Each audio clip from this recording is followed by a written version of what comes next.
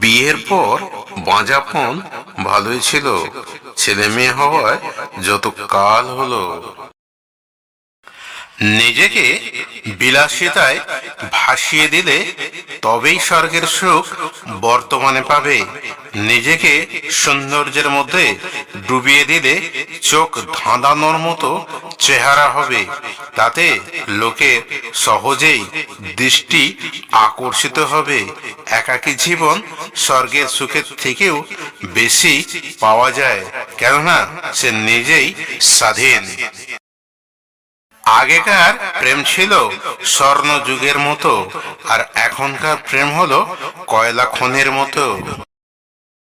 মন্দিরে দেবতার মূর্তির সামনে প্রার্থনা জানানো হয় ঠিকই, কিন্তু সবার দুঃখ বুঝলেও বাঙালিদের মনের দুঃখ বোঝে না, কেননা ভগবান বাংলা ভাষা জানে না।